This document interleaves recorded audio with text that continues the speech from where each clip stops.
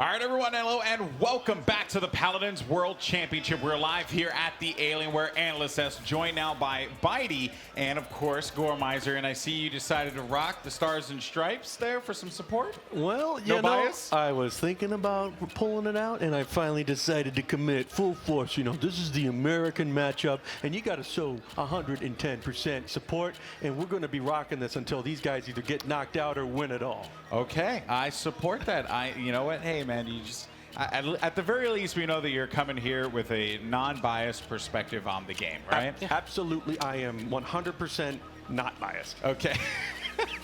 Corey, you're gonna have to hold it down for Europe. Are you okay with that? Yeah, I guess I can do it. Okay, all right. I'll shoulder that mantle. If he must, if he must. All right, let's take a look at the schedule here and see what we have.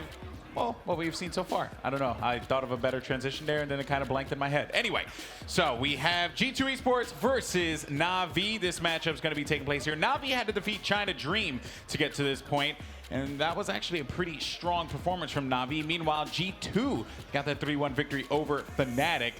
Now, you will see Fnatic versus China Dream tomorrow, but for now, all eyes are set on Na'Vi versus North America's final hope in G2 Esports, the last NA team in the Paladins World Championship. Almost the only NA team in here if it wasn't for some team issues that brought Renegades into the fold, but now they are the sole representative score. And they still seem ready to shoulder that. I think they kind of mentally prepared themselves to be NA's last hope and to come in. And it's one of those things, they played really well yesterday. They only dropped one game to Fnatic, who's been playing phenomenally. And actually afterward, which, I mean, I thought they were great games. I thought they played really well. Cuss tweeted out that he wanted to get out better. He wanted to play better. He was promising better games already, and he just did not think he performed to his standards. So if he can step up to where he is, or where he wants to be, I guess, then I'm expecting even more. Yeah, if that's what Cuss thinks, then that's scary for the opponents. But anyway, let's go ahead and meet G2 Esports. Esports. Goes-ups. WarDoom. Evulli. kusqt. iDropBodies.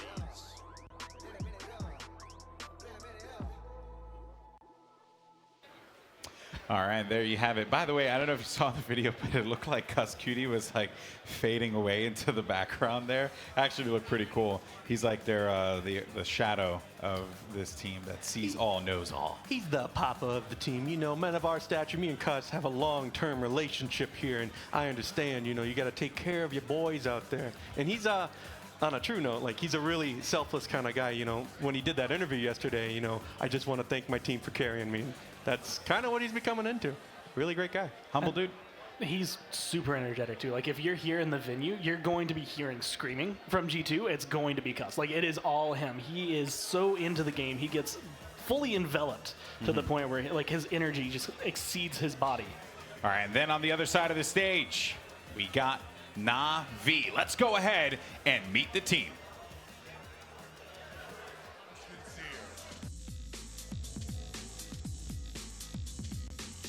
Unbelievable. Mutu. Spunky. Creative. Faenex.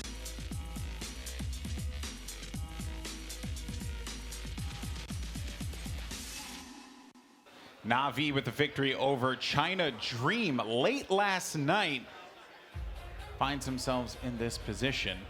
But the question is it a matter of China Dream not playing as well, given what we've seen today? Bitey, I want to get your thoughts on that. Or is Na'Vi the real deal? I would say this, like, Na'Vi is an amazing team. I know every single one of the players. We've been to so many events together now. We've got Spunky, Mutu. I mean, they are long-term players. If there's a team who I would probably give an equivalency of what G2 brings, it'd be Na'Vi. They have a hyper-adaptable lineup, and they have a long-standing tradition of just being able to bring that talent out and I mean, if yesterday was a great example, they seemed like they read the Chinese lineup really well, adapted and had a plan and executed it perfectly, except for the Sky pick. The Sky pick. Yeah, that was an interesting decision there, and I think was it Mutu is the one who ran the Sky. I think I have to go back and look at my notes, but I believe I was talking to Faenex afterwards, and I was like, "Hey, what happened there?" He was like, you know, you just want to run the Sky." So he said, "Hey, I'm gonna run the Sky." Like there's no Sometimes logic that's all it behind it. takes. It's ridiculous sometimes, but you know that's just how it is.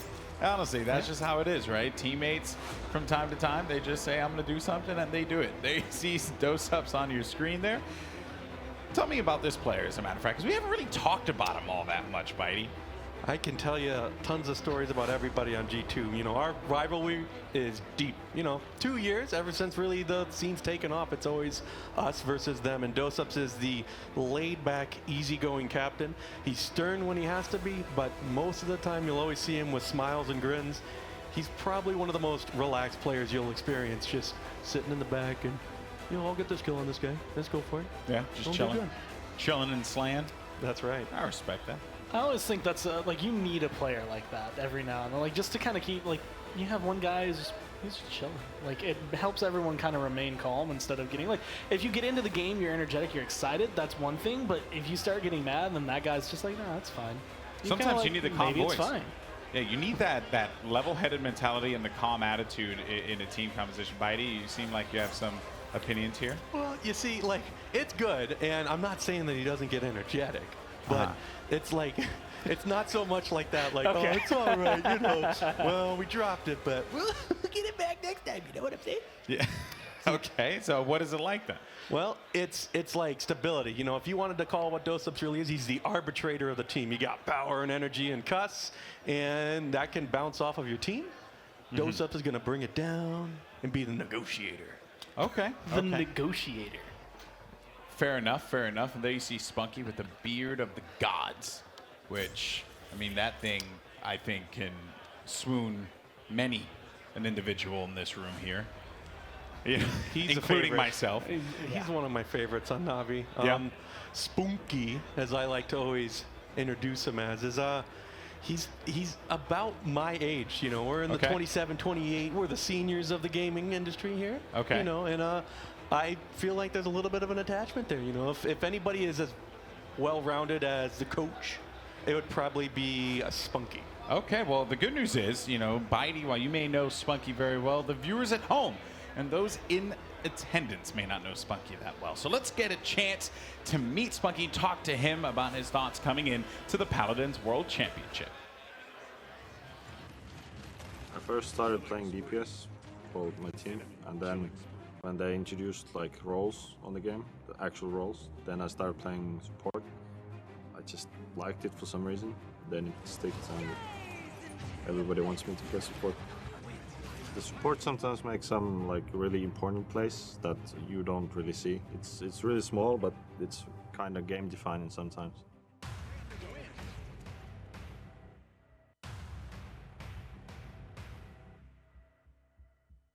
All right, and there's Spunky. And, you know, okay, so you got some personality there, which I like, but it sounded like every word out of his mouth was the opposite of the word Spunky. Like, he was just like, not too thrilled to be there. I like the way he highlighted, because like that's how I imagine you would be, as at least from him as a support. You're going to hear him kind of giving the information of the battlefield. That's usually where your support is. But they're the unsung heroes. They just kind of have to sit in the back. They make a ton of plays, especially you could see like while that Saris video is going on. Like they can set up so much and allow your team. They're the enablers for everyone else to come through. And having that level head, I think, will kind of help him focus throughout the battlefield. That's a good deflect on that one, right? You saved it. I like it. I'll take it. A cool thing about the supports is that they're kind of like your eyes on the battlefield, because they're usually a little bit further in the back. They get to coordinate what your team wants to do. You can hear it out of Cuss every time. I get it from Vex on my personal team, but they're the ones who determine pacing. You know, how aggressive can you be? What kind of ults do we have to set up? Because usually they're hyper impactful team ults, either a pull in, big fear, big old blast from Genos, and all of that lets you set up different kinds of things that most of the time your team necessarily can't see because your frontliner's got to be front, your DPS got to deep, and the support sits in the back, thinks about what he's got to do.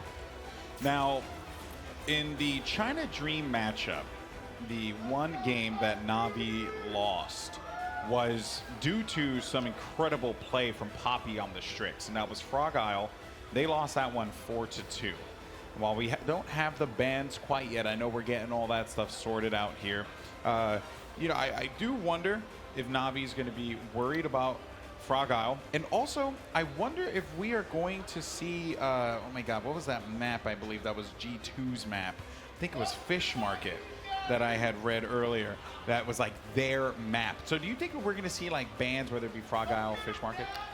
I mean, I wouldn't be too surprised. I know that these teams are going to have watched the other set, trying to get as much information, knowing that they have to face either of the teams that were going to be there. So knowing at this point you're going up against G2 or Na'Vi, you have a little bit more to fall back on, but because things have been so different for this event, that was a very crucial set. Like 4 games is perfect for you to at least glean some information about it.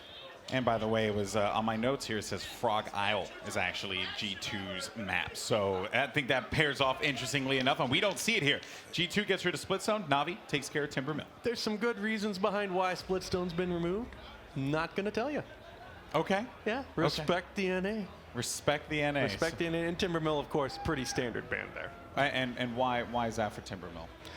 Well, it's just the kind of map where it's non-traditional. You know, lots of weird drafts can work there, and I've even gone no tank and managed to do a few good plays. So you get rid of it because it's very different. All right, and taking a look at the maps, it's going to be Frog Isle. So the map that China Dream defeated Na'Vi on, and also the map that this team happens to really enjoy, that G2 happens to really enjoy. So. But then Na'Vi, they don't really seem to care. Yeah, Faenex is just kind of laughing. Did a little tear. I'm sure he's sad about the loss from last night, but they don't seem too worried. There's Cuss. Excited, happy. I can tell you 100% why. They seem very calm going What is it with this. Hi-Rez Expo and people just staring deadpan in the cameras? That once they notice themselves on the screen, they do it. Every single time. It's just, it's so funny. But by the way, shout out to all the beautiful people in the crowd today. You guys are awesome. Thank you so much for joining us here for this matchup.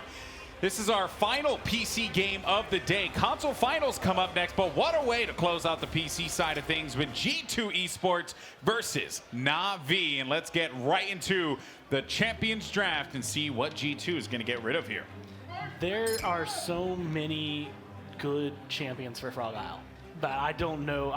We could probably sit down and list them out because there's just a finite number of champions, but it gets to the point where I think we repeat ourselves over some of these sets. But the Buck, the Bomb King, those are the standards. Super standard right there. And here's a good start for you is when the Makoa's left on the field, there is almost an implication. You leave Makoa, you take Makoa. And for good reason. That hook is going to be making plays. WarDoom is very devastating. Does not like to die, doesn't die, and makes some hard plays with that hook. And just a small, it's a simple thing, but when it comes down to it, there's not a lot of cover on the point in Frog Isle. Having a nice dome shield from the turtle is just a good way to just keep yourself alive. It's really small. Sometimes it's not going to be as effective because Wrecker can come through and destroy it, but it at least enables the team again to have a little bit more protection. Yeah, and I think what you're looking at is there's a good reason for running Torvald against the Makoa, just because once you get hooked in, it's going to happen. You have to just trust that at this level of play, a hook's going to hit, and what better to protect you other than getting that little shield to kind of alleviate that pain. And being able to recharge it at least keeps you going, keeps your health bar nice and full. Well, mostly full, as long as things aren't going to get completely shot into you. But Ruckus is really good at tearing that down. Do you think we might see a Grok as well to try and stop that that hook? It really depends. You know, the Grok CC Totem is a way to really shut down Makoa play, but in a lot of instances, well, there you go. When you take it from them, you know, it's something to consider. You know, when you have the hook out here, you've got the Maldamba ult, which is a fear.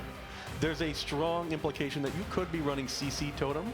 Now, you could also go into potentially getting a little bit of damage with Maelstrom, but I'm betting on a CC Totem potentially. Bitey, I gotta tell you, I think our time on the desk here is gonna be gone soon. Golden Boy's gleaning too much information from us. He predicted it. I'm learning, you know? Hey, man, I may look non-intelligent. I just want to say, we finally got this Grover. I don't want to see a Shaolin. I just want Grovers, because Grover ult is incredibly strong. Good damage. Got the Drogos with the punch. Oh, and the May for the final pick. I love that Grover pick because of the AoE heal that you have, just being able to go right into the thick of things. And then you just have that, you have the axe, man. You have the magical axe. It's so... Love it. It's almost disorienting to think, like, Grover has gotten over... I mean, he's a tree. He should be frightened of that axe, in theory. Yeah, but he don't need to. Grover don't need no axe. He just tosses it at you.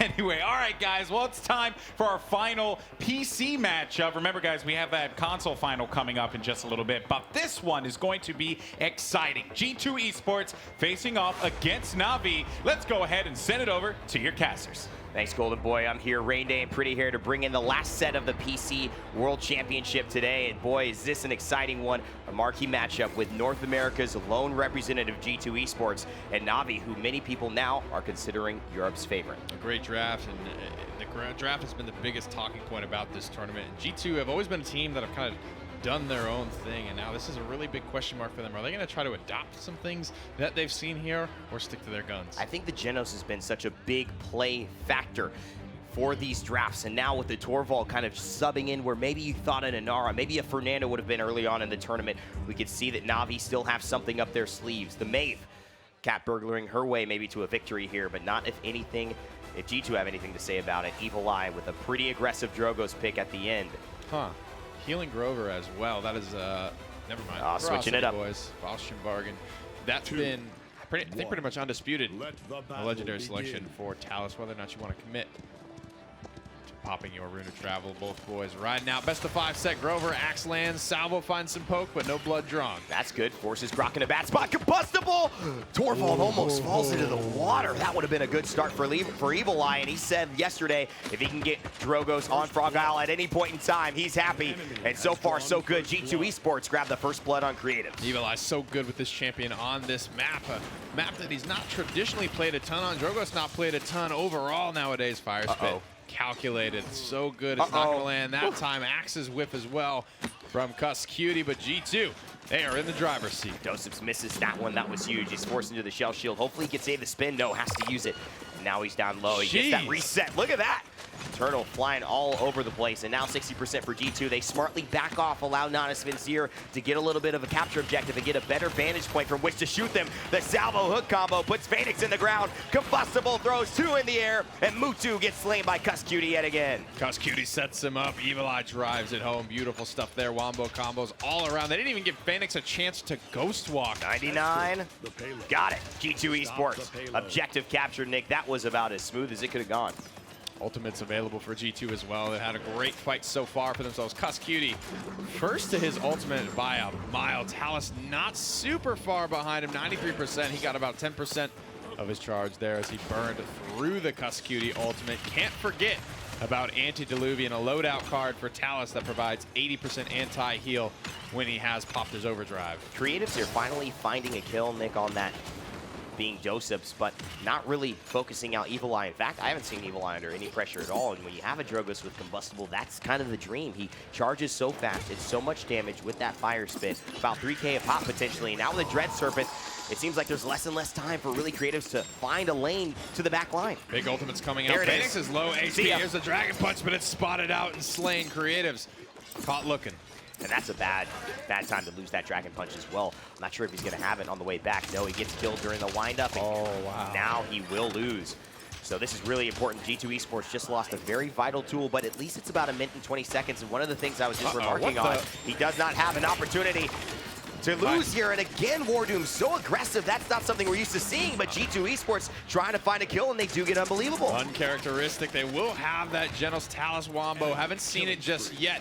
32% on the through time and space. Creatives finds the big frag. kusqt Looking for a Hail Mary axe at this point. He'll find Faenex, but Grok, very tanky, not worried about it. They lose one. Grover ult just barely enough to bail them out. I mean, why not? With Ferocity, you charge your ult very fast as well. Look at that, 6%. And he's going to get right back up. He's hitting the Torvald shield. Another thing, it scales on that shielding because it's a personal shield, not a standard shield like Fernando's.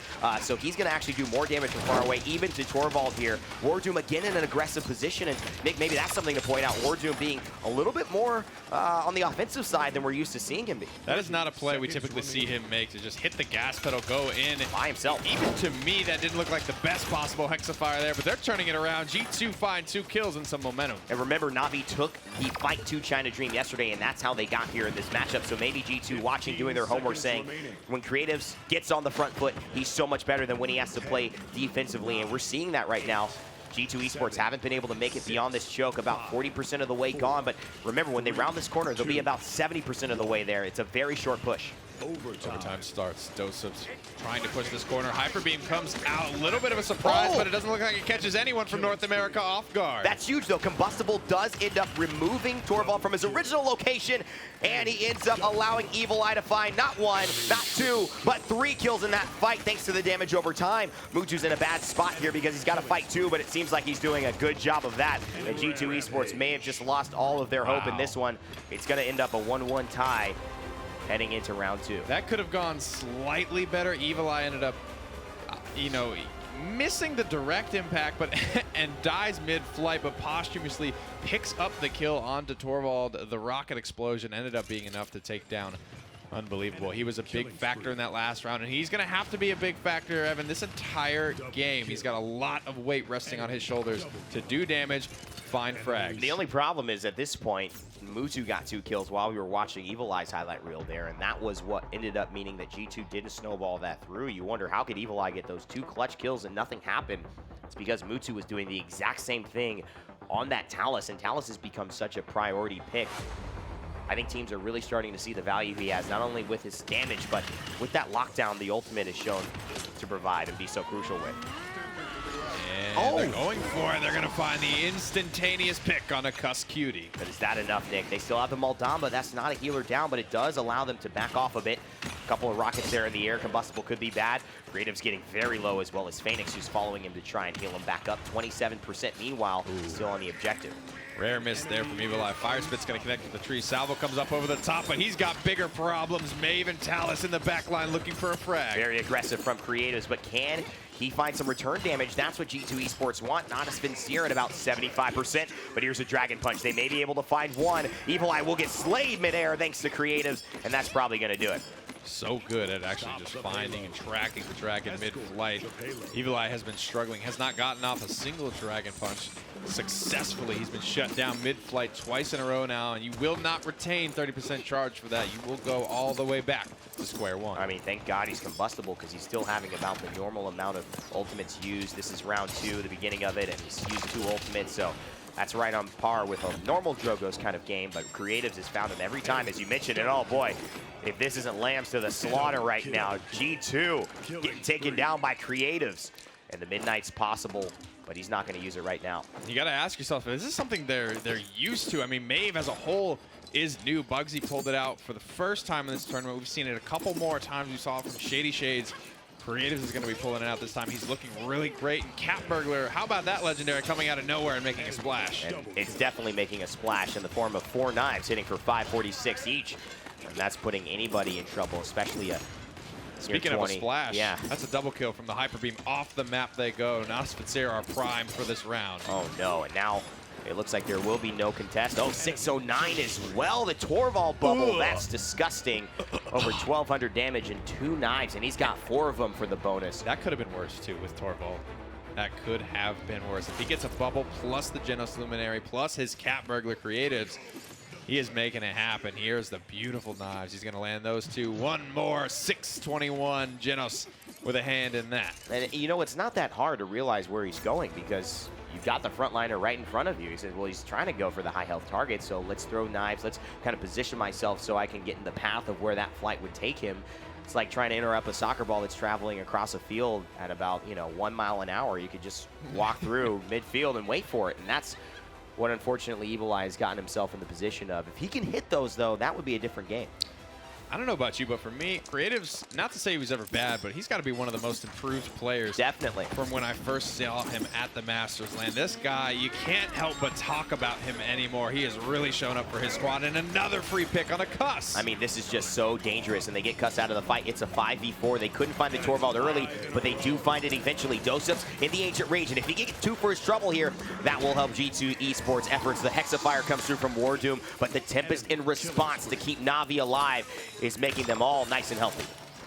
This just looks flustered right now for Ghost. He's looking, he's back, he's forward, shields up, shields down. Hook just goes wildly for Creatives, doesn't connect. Playing so smart from the back line. No cooldowns right now. He's going to have that protection bubble to get himself out of that dodge. Creatives is being very, very creative with his pathing, and I think that's one of the most important things. Faenex and Mutu together proving to be too dominant. G2 Esports under 10 minutes go down, and Navi find game 1.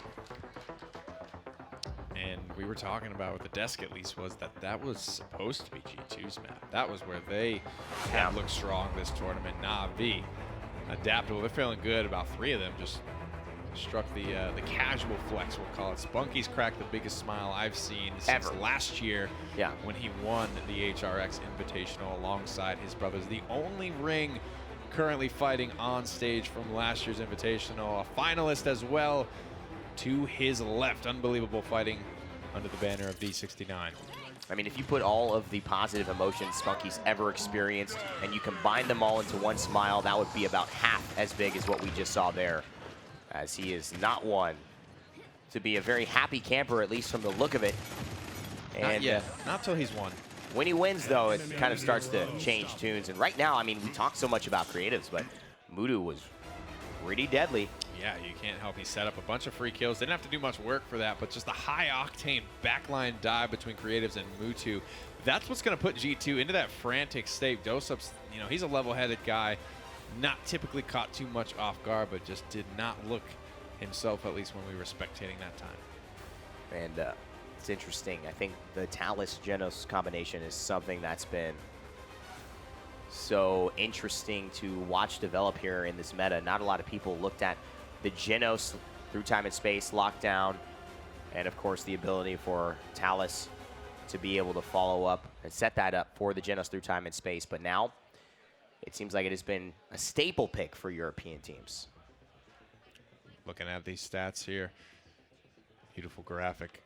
Natus Vincere versus G2 Esports. Navi, that was a convincing win. I mean, G2 came out, they got the first offense. They looked great in that first fight.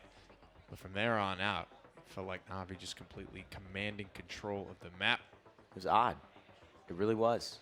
And I think Evulli made a good decision to grab the Drogas. I like that he went with confidence into that matchup.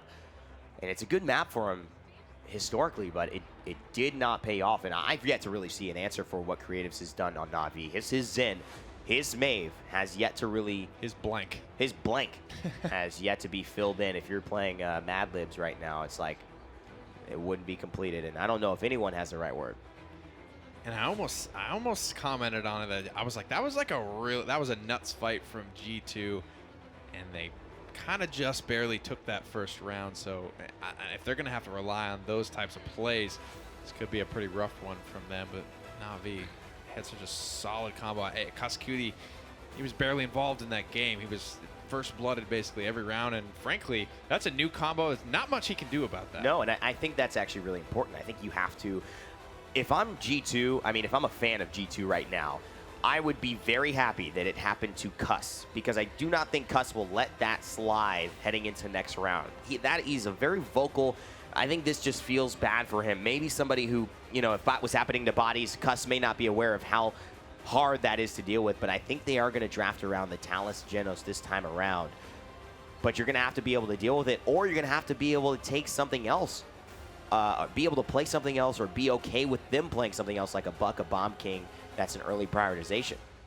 I can't remember if G2 banned Splitstone Quarry or not. I know that's a big map for them. Bright Marsh for... That was banned. I don't know if G2 banned it. Either. Okay, well, that's good to know that it was just banned, because that's a strong map for Natus Vincere. And G2 have been, for whatever reason, we literally have never seen them play it. They banned it almost exclusively in the PPL, the PWC qualifier as well. Haven't seen them perform on that even. But once Bright Marsh map frankly, I'm not worried about either of these teams on this map in particular, which is good. We're going to move on to the next phase of the question, which is, what are they going to get in the draft? If that is answered by both squads as well, it just comes down to execution at that point. Natus Vincere and G2 have both had moments of great execution, but Natus Vincere, of course, coming out on top in game 1.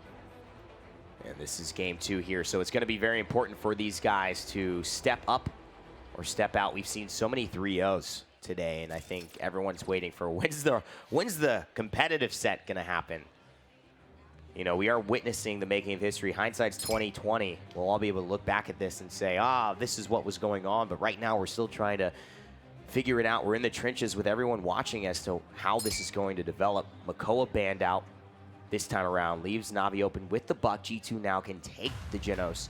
Are you not entertained? But will they? Europe has been the ones that have prioritized it. North America, we talked about this earlier.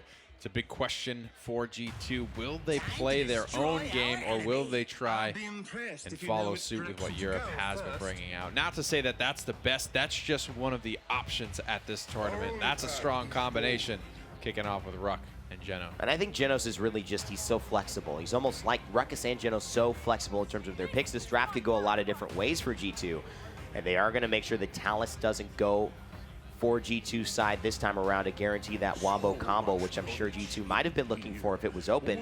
And now Talus, Torvald, and Buck. That's a deadly trio to let through. It comes through something that can definitely be played by pretty much everyone in the winner's bracket outside of Nip. I don't really think that they play it much. I don't even know who would play it, but both of these squads are in contention for that pick. kusqt likely to be on that. I would imagine iDropBodies will take the slot of Genos this time around. Second tank maybe coming through here. Inara still on the table. Fernando notably as well. And I don't mind this. I did not mind the Fernando here. I think this could be okay. And I think the competition with the Antediluvian 4 now being matched with the Brand 4, the two cards that provide anti-healing for both Talus and Fernando respectively, are going to help to even out some of these point fights and exchanges. And WarDoom is known to really be a very aggressive yet survivable Fernando, whereas some Fernandos have a little bit more, what you would say, light armor instead of the heavy stuff that WarDoom seems to bring into battle. So triple support, double tank for G2 Esports. A little flavor of Europe there coming through, and Navi going with kind of the polar opposite. They've got one frontliner, and it's Torvald, which is more of a supportive role player anyway on the front side of the fight. It's going to come down to Navi have to frag out before they're going to even think about the objective. I'm going to say I'm surprised we don't see a Stigala here. I think Inara is a tier up on this map, and I think she's a good pick in general. I know that Fernando may have been more comfortable and definitely is more aggressive. So for me, this says you're either looking to set a tone with this Catalyst pip, if you're going to run it that way, and the Fernando and the Ruckus, and really have this offensive pressure, and not so much to stand on the objective because you don't need to fight that. But Torvald and Grok by himself is a sustained machine in Brightmarsh. So I'm kind of questioning that personally. I don't know how you feel about leaving both of those frontliners on the table. I mean, Grok largely is considered as almost an off frontliner more than he is an off support nowadays. He brings a decent amount of damage, AoE spread control with the shock pulses. He's got a lot of healing in the tank, safe immunity frames as well with Ghost Walk. Very different compositions on a very tight, closed-in map, both of which we've seen work. It's just a matter of who executes. Bulk up Buck there for Creative's Fastian Bargain as well run. Catalyst and a Flux Generator coming through. Interesting choices, extra shielding for Ruckus, extra damage for Pip, and that's what they're going to be playing him as, it seems like. Already onto the point, but look at the shock pulses. WarDoom's getting low. First blood already onto Doseps, and this is just going to be a crumble right here in terms of an offense. There's no way that G2 Esports bounce back from this quickly. But Evulli is able to save at least one pick. He's still fragging out. It's early game, so Pip can top himself off. Genos throw the Astro Mark on him. It's actually kusqt on the Genos. Look at that. We've got iDropBodies on the Maldamba. Void Grip up and slain. G2 with a breath of life. And there it is, 84%, but now they're back. It took a little bit of regrouping, but the time has come. Evulli with two big frags, able to pull things towards the way of G2 yet again. Evulli with another kill. Doseps answers back after being the first blood, returns that onto Faenex, and this is now G2 in control, and Natus Vincere with 84% left on the objective. Count them down, but don't count them out. Natus Vincere in these types of situations will struggle. They have a low mobility composition when it comes to who's going to be pushing in onto the point. You've got the Ceres, you've got Torvald. It's an Evil Mojo coming out on the point trying to save the day. Well, bought some time though, kusqt. He's not going to go down here. He's juking and jiving. Kus stays alive, but double kill eventually falls. Isn't enough. It seems like the room is still controlled by Na'Vi, and that early fight maybe just did it for them. WarDoom is here. Game ends up being paused by Bodies, and it does look like with a 99-99 situation, most of the health happens to be on Na'Vi's side this time around. And you can't but hope that that's not something going wrong that costed them something in the fight. We saw, I think the first ultimate I heard come out there was actually Evil Mojo, but that didn't seem to find much traction. And we saw Creatives get straight to the back line. Looked like a good Void Grip. He was low HP, but he just turned it around. Maldamba wasn't ready to take that fight. What's so good about that Void Grip too, and is Buck is very susceptible. When he jumps, you can Void Grip him before he lands and just leave him as this mid-air opportunity to just shoot down, essentially this hanging meat bag that people can throw rockets and bombs and potions into, especially miniguns if they're available. The other thing though about that is you get this inaccuracy bloom. So it was harder for him to secure those last 2 shots, and he really bought at least another 5 seconds that weren't there before. Didn't stop Creatives from picking up 2 kills there. He expended his Buck Wild, and that was probably the biggest portion, the biggest chunk that had to be chewed to take down G2. And it's not easy to do.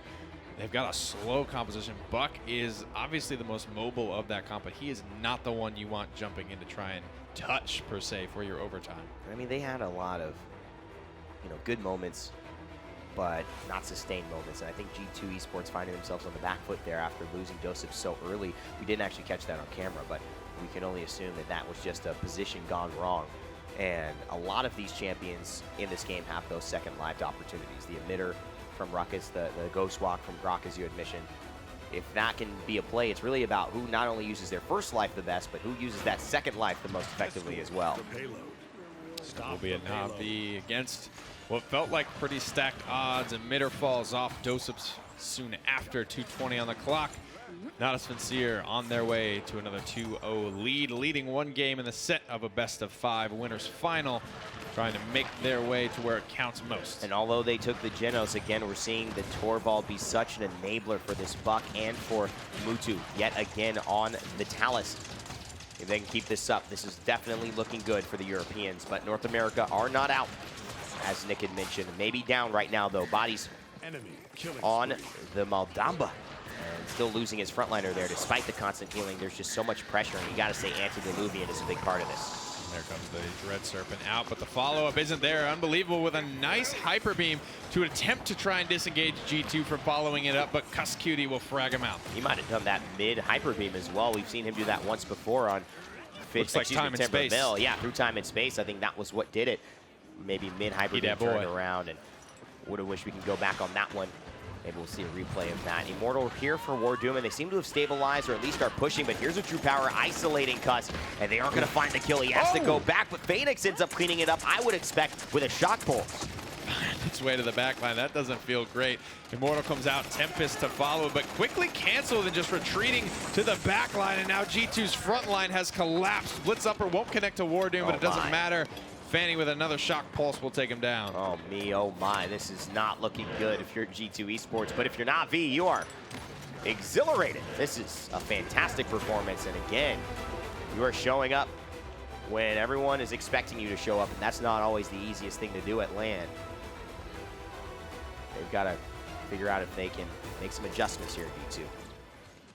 Going to that replay, looking for the big moment there. That shot, and then hits the gas pedal, just looking for more. Gets the recovery off as well. Missing a couple of key shots, but when it was all said and done, did pick up a second frag. And the most important, how many people were looking at him? All 5. That is just free firing for the other 4 world-class players of Natus Vincere. I mean, also for the amount of time it took, he didn't miss that many shots. I think it was only 1 shot that he actually did miss. But for all the people looking at him on G2, it took a long time to kill that Buck. Not what they want. That's the name of the game, though, baby. He thick. Takes a long time to kill that Buck. Doesn't miss leg day, we say. And now with the Buck Wild available, Creative still in the back line. And wow, Bodies looks dead to rights here. Slithers into his target. And even though he's in the gourd, there's no help for him now. G2 Esports look to be crumbling yet again. This is just rinse and repeat from last round, and the emote comes through from WarDoom. They've completely been ousted here by Navi.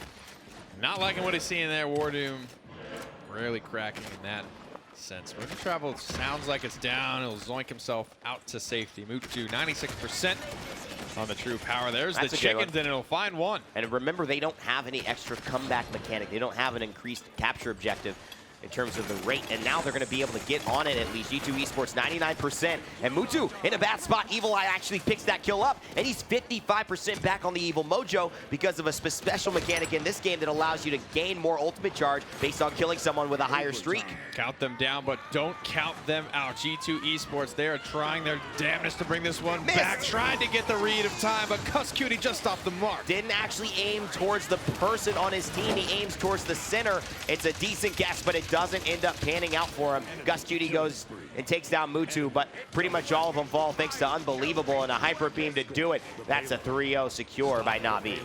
I'm scratching my head, and I got to question Dosup's Hexafire there. He goes in, he does it, cancels it almost immediately to advance forward once and then take the fight there. It's like, oh, no. Here's where I wanted it. It's almost like, it felt like it was almost negligible there. It doesn't feel like they're in sync. It doesn't feel like anyone on G2 is in sync. And I think that's what Navi has been doing to teams, making them look like they aren't themselves. I mean, China Dream, fantastic performance today. Against Navi, it's like, did China even show up? And now G2, we're asking the same questions of ourselves. Is WarDoom's dying left and right? That's something that he's known for not doing. Despite Evil Eye having some good moments on this Pip, he's really the only one standing out. Gonna go for the reload there. Does kusqt even make it? He'll get the peel from WarDoom. The shield goes up, but it's expended, Evan. That's not available for this fight, and he probably needs it now more than ever. Faenex on a 4 streak, looking to make it 5 as he goes in. 1 minute and 30 seconds left on the clock, but G2 Esports are this close to falling to Navi in the second map in a row. This is the one that they chose, by the way, and that is not a good sign. Joseph looks to fall on the right side, and kusqt going to help him, but there's not enough. The Shock Pulse cleans one up. Bodies finds Creatives in the back line as well, but Faenex somehow is still alive. It's because he's getting healed by himself and Saris. This is just a Shock Pulse dream out here. Everyone's standing so close because they can't leave this payload. Otherwise, it's game over.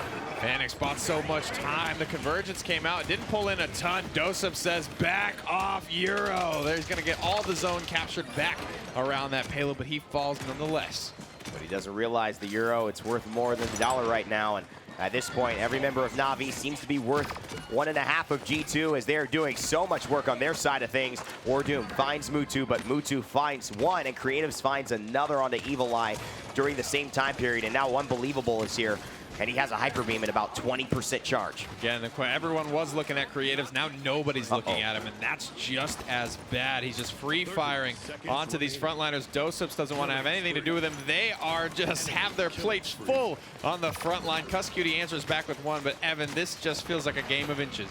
Dread Serpent happens now. Body's got to use it. He does. He buys some time, but is it enough? Double kill. Spunky finds the kill onto 2 of the healers, and he's one. He may find all 3 healers. Navi single-handedly with their healer taking down all of G2 sustain and ending game 2 just like that. And Faenex is on his mount in that final screen, so that means he comes ripping up to the payload to actually squeak it through. Doseps just a few feet off of the objective, unable to contest, and Navi find themselves 1 victory away from their winners finals and going onward and upward to the semifinal bracket, which is single elimination, getting out of the group play clean.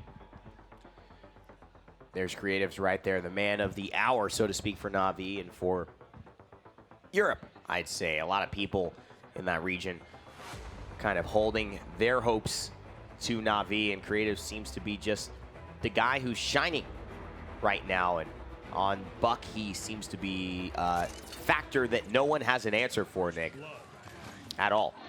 A lot of big kills coming through for this guy. Whether it was everyone looking at him or no one looking at him, he either flew the only thing on the radar completely under it. Creatives found a lot of great moments, a lot of high-value buck wilds, and a lot of low HP escapes. That equation adds up to a Natus Vincere victory. Well, again, we have a set that's gone 2-0 against teams that we consider possible winners. That kid is so Polish it hurts. It is funny how we have all these representations from all over the European region playing under kind of the same banner of an organization. We had actually talking. I was having a conversation with your mom, who's in the crowd today. Shout outs to She Mom. was saying that they should have a little flag in the corner about Where they're from. where they're from, and I think that's a good idea. I mean, I because could do a decent job. Mutu's Finland. Spunky's from Finland. Unbe is like moved later to Finland. Faenex is, I think he's from like some farm in the Netherlands with like 1,500 people. And then of course Creative so Polish. Schlagen. It hurts. That was probably a bad. That's actually the name of his. How did you Schlagen, yeah. Schlagen. Faenex of Schlagen. Faenex, Schlagen. Spunky. What? Finland. I love how you always go for the Spunky. There, you really commit to the name, but it is the kind of double K there, and there's no double U. So I mean, that just must be an umlaut over that thing. Or you're putting your own special flavor on it. It's the Finnish accent. That's how I heard the other European players say it, so I just assume. Maybe they just have weird accents. You might be copying that. Get Maveskin at kusqt, buy me a drink. Or buy you a drink. Oh, wow. Hey, Gus, if things don't work out here. He's going to need a drink if this goes 3-0. It may work out tonight. G2 Esports trying to find the light in a dark, dark situation here. And they've turned to getting bought drinks by fans, or at least we've turned to that for them. I don't think that's what will happen, but I do really hope to see some difference in adjustment coming from G2 now heading into this next one. I think Na'Vi have shown their cards quite well, and it's up to G2 now to just do something about it. They didn't get, I don't know if I would say they got out-drafted entirely, but the Ruckus Genos combination, I thought Ruckus was a weird first pick. Is answered well by 3 DPS. Yeah. You just can't go toe-to-toe with him when he's not moving. He is eating bullets left and right. Bullets, bombs, pumpkins in some scenarios. It's too much. I mean, for me, what happens is you leave the buck, and then you're faced with your first two. You don't have to pick up Ruckus there, because if they go ahead and second pick a Ruckus or third pick a Ruckus, that's most likely meaning that they're going to leave Talus on the table. So if you have that Genos, you have that Talus, you get that combo. At this point, you know, when you take that Ruckus, it's something that either force force them to want it and have this opportunity to really open up Talus for you with the Genos, or I think you just let it go and pick it up later. I don't know if it's that big of a prioritization right now. Falling here doesn't mean the end of the line for G2. They will have a shot to make it out of this group via the losers bracket, but obviously you want to punch your ticket as soon as possible. Don't want to take too many gambles, rolls of the dice, because this is a very strong group at that. There's so many European teams playing today. Faenex usually bringing up Virtus.Pro here. That was an interesting matchup, them going down 3-0.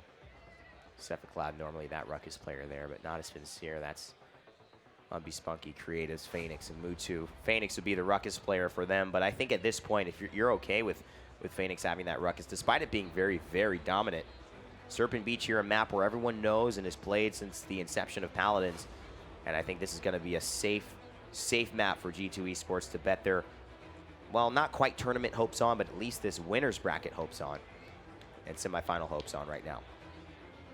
There's a nice little shot of the crowd. It's getting pretty packed here in the expo hall. We've got a lot of people standing behind the chairs, a lot of people playing all the fun new things. Vox waving to us in the middle of the row. He's got his chair turned around like a cool biology teacher.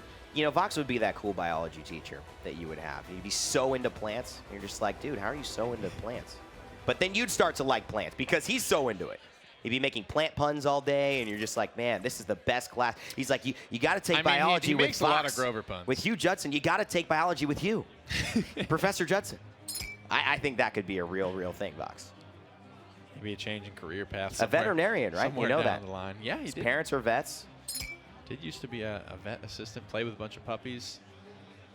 It's good for the anxiety, which I'm sure is running pretty high in this North American squad, as they would like to get out of the group here and now. Natus Vincere finally has allowed them, and they will indeed challenge Mako as they let it go to G2. I mean, I don't mind the Talus pick. I mean, when you get beat so bad by that Talus Genos, you just take one of those off the board. They just didn't have the ability to do that now, and they may have assessed what has been so good for Mutu. He's going to have to play something different. Yeah. Now, give up Torvald Buck on Serpent. You do, and I don't know how you can do that here unless you say we want to give up Makoa Yeah. I think at this point they say we'll rather have Makoa because he's just as deadly. Having that conversation about Makoa, he's gone through this cycle a lot where he's just not allowed for so long. And Theo told me he's literally hasn't played the character somewhere between 6 and 9 months. Scrims, it's banned every single time. Tournaments, it is banned all the time. I'm like, man, do you even remember how to play the character? He's like, I do my best in pubs, but I think he's played that character so much, and it's basically a year and a half of playing that. I don't know if you could ever forget how to hit those hooks, especially from Theo. We are going to see this double flank pressure come out again from Creatives and Mutu, so well, most likely I would expect to see Mutu on the buck this time, Creatives on that Mave. And I think it's interesting how they passed the Genos. They had the opportunity to grab that Genos, but I think the Torvald buck was just so important, and without the Talus pickup, I think they're just okay to give that to G2. what can you go here if you're G2? We saw Androxus a couple times earlier. For bodies? G2 might lean that way. They've got 2 supports. Will they lock in a third? Navi could go the way of 3 DPS again. Similar composition they ran in game 2. Oh boy. Cassie. The China Dream. Inspiring North America. Top Cassie B. getting picked up. Now we know this is something that pretty much 3 of them can play with They're their talking eyes about closed. it too over there. China Dream is front right over there. kusqt, Bodies, Dosips, they can play this with their eyes closed. Cassie, a mainstay in Paladins until her change to Exaction, which basically nerfed the champion and basically hurt the playstyle that was so prominent for her. Grok rounding out things for Navi, and I gotta say, I actually think that if G2 play this one right, they look pretty good. The Grok is an interesting thing to round out. No deployables to bounce off of. Faenex having a good game. This is almost the same composition that Navi ran in the previous game there. Slop out the Maldamba as well as the Mave for a Talus. And you would have the same story. Cassie only pulled off a couple of times by the China Dream. Poppy playing that to great effect. What a player he is. Who do you got, baby, going into this one? I honestly like G2's draft more. I think I do too. I mean, when you look at the way that Impulse was switched out, I mean, you know, Cassie, yes, it's different. It's not the same as it was before, but whoever can compare the present moment to history, you're not dealing with what you were dealing with then. Right now, G2 dealing with potential elimination into the losers bracket and Navi securing a place in the semifinals of the Paladins World Championship if they just get this last one. Impulse, run by Dosips. And this will be an interesting one. Cat Burglar again. It's been unstoppable from Creatives. Everything has been unstoppable. Will he get stopped now? OG Grok staff there from Faenex as well. They'll have the Luminary Genos on the side of G2, so that combo is, you know, multiple times we saw Creatives making play with his 15% additional damage. That combo with the blast shot is going to really, really hurt. Up on the right side, everyone's looking to try and find an opening. A lot of poke here. Bodies hits a great shot and puts a little bit of damage onto the main. Gets a good hook on a Torvald. He can't run away. He unfortunately won't be able to find the finishing blow, but it will end up being Faenex on the Grok, who's able to still apply pressure. Josephs is in a bad spot, rolls away, gets a lot of distance, but they're looking for him. He's going to be chased down. WarDoom sees Creatives on the left side as well. Pulse goes out. Nice advance from WarDoom just to concede some distance all up in here. 27% of the point for Navi. First blood. Still yet to fall. And they're just buying so much time, and Creatives is making them look completely behind themselves. Emitter gets popped out of respect. WarDoom in a bad spot. Creatives has to completely retreat. What can Dosips do here by himself? They can get a big kill on the Unbelievable, maybe on the Buck. This could change it all. First blood finally goes to Evulli. G2 Esports want to move in, but move in with caution, as if they lose one here, it could be trouble. Careful, Dosips. He's low on HP, but he's got his cooldowns up and available. Natus Vincere, Nice. despite losing one, they are not backing down. Nick Evil Mojo's about to get charged, 90%. Looking at it, getting ready to go through time and space as well. The chickens are coming out soon, but will they need them? Navi on 66% on the objective. Everyone fighting. WarDoom finds Umbi, but Creatives and Mutu follow back. Pip is still here. He's finally got his ultimate, and Dosips may need it. It's a solo onto Mutu, and they finally take down the Buck. It's got to be worth it. It's got to turn it around here. Natus Vincere, the kills are trickling through. Overtime started, and another will fall. and the overtime will expire in favor of Black and Gold. The Serpent Beach salsa doesn't go the way of G2 Esports there. What a patient dance between both teams. That's just the way it goes sometimes if you commit Mama to that. Lynn Rayner is not happy about that one. I know, she is really not happy, and I wouldn't be either if you're North America. You're just not showing up the way that you want to today, and Na'Vi certainly are. Good hook off the water. Evulli slays unbelievable. The payload still pushing, though, as they're not paying attention to Spunky down here. Nice trajectory on these autos as well. Getting some good damage in onto, and it's the solo. Wow. Oh, but a little too little and a little too late. And Evulli got to let him know in that kill cam that he's made a mistake. Get wrecked is the spray. That spray is going to live in infamy. That's going to be used for a long, long time. It's just so perfectly capstones a moment. It's like a Kodak moment, but get wrecked moment. Mutu there, running away now. The buff has been kind of impenetrable, but without that early anti-heal coming through from the Talus or the Fernando, they're going to have to wait till Cauterize gets picked up before the bulk up buff really stops to lose its prowess, and right now it is at full form. Exactly. Shutting down Buck is not something that's easy to do. Natus Vincere, they're going to go for the engagement here. Mutu still healthy. No cooldowns available, though. Creatives, he's in a rough spot here. He's just trying to disengage, but Evulli says, no, sir. I mean, Nick, Doseph's escaped with his life there. Mutu was about to take him down. Or might have been Creatives. I forget who's on the Buck right now. There's so much happening between these player swaps, but he slides out and just narrowly escapes, and now they keep all 5 up. Evulli again on this pip seems to have put the practice in. He is looking really good here on this kind of damage support role. And with the Luminary Genos 15% damage amp. Yeah, it's nuts. Pip swings with the Catalyst Legendary, and these autos are landing in full force for G2. 45 on the clock. One of the better defenses that G2 has constructed thus far in the set. A lot of ultimates to spare. Midnight no longer available because the clock has struck. Oh, missed those, and now he doesn't have the bonus knives. Evulli answers right back. Gets the self-heal onto himself. Evulli looking for him. Creatives is here through time and space just to sniff it out, but knows that there's trouble because he's missed now. They may start to rotate. Mutu finds Evulli in the top box, of Serpent Beach, and now he's going to fall back down to his team. 15 seconds left, and Doseph's isolated, seeing 2 flankers. This is bad for G2. Na'Vi may be able to push this one in. It's just the Gangstars, not the console team, but it's Mutu and Creatives rolling around, getting frags as they will. So much mobility, enough to slide the payload through under G2's nose. So they didn't use the ult there. They had the Ancient Rage, and I think at this point they've said, if we can win this next point, we're in a better spot. I'd rather try to tie it up 2-2 than use everything, go 1-1, and then lose again at the point fight because we don't have the right resources. Big kill here. Nice shot. Evulli's going to get in there around. A lot of damage raining down from above here as well, but it's not enough to scoop a defense there. G2 fall down 2-0 again. I got to tell you, I probably expected Na'Vi to win this one. They've been super consistent, but you just never know with G2. Sometimes they come out and they look like this. Sometimes they come out, though, and they just absolutely steamroll whoever is in front of them, and it looks like the coin has flipped in favor of I expect Na'Vi. aggression. I would like to see them get aggressive here. What are they going to do to stop it? They've got resilience, yes. So you have to be aware of that now because the buys are in the item store. They can see all of that. WarDoom in a bad spot here. Has to hide. They're all pincered away. I need to see an ultimate. Evil Mojo is available. Nobody's been focused. Buck Wild gets started, and Natus Vincere now are the ones who are turning the tide of the fight. They were on the defensive end, and they're somehow the most offensive. That is so much invested into Mutu, unable to take him down. Kills falling the way of Natus Vincere once again, 63% and climbing. G2, they've got their comeback mechanic. They just need to capture or fight something cleanly. Any sort of victory for them would mean a payload. And this is tough. They are going to basically start it up. There's the Ancient Rage. That's important. Doseph buying some time. And here is also an Evil Mojo, which is buying a lot of just opportunity where there is no return fire onto G2. But here's the Hyper Beam, and they know that Evulli has kind of misstepped that one, but it doesn't look like they're going to be able to get back to the point in time. Wow. Na'Vi are now getting spaced out, and this one could go. Spunky somehow stays alive. It's going to be a full wipe, I think, if he can find this. 2 are so low, and Evulli lets him go. That may come back to haunt him here, even though they did just get unbeat. Now they're going to get the return kill.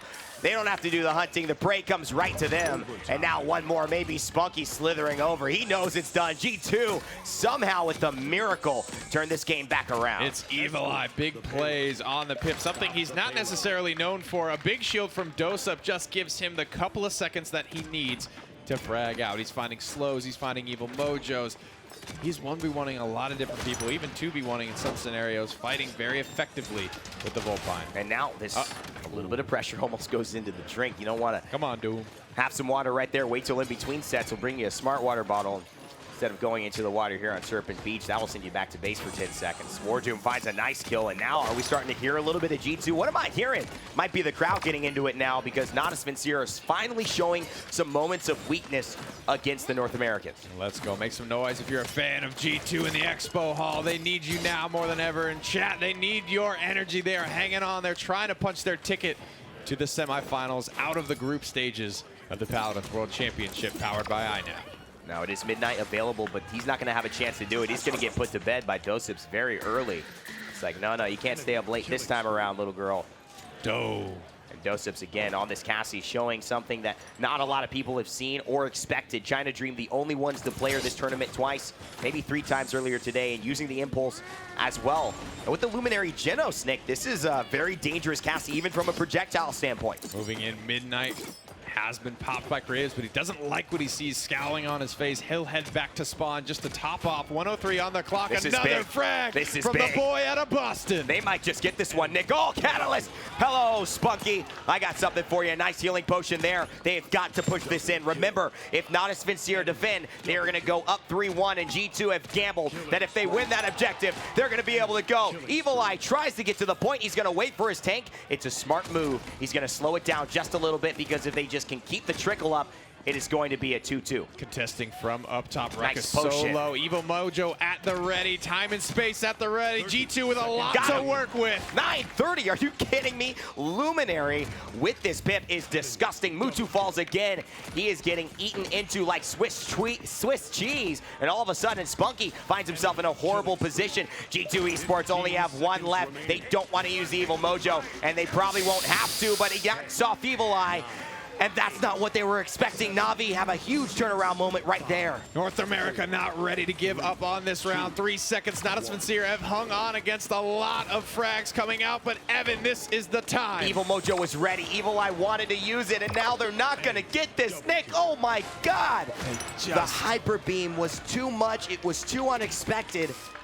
And Na'Vi are at game point.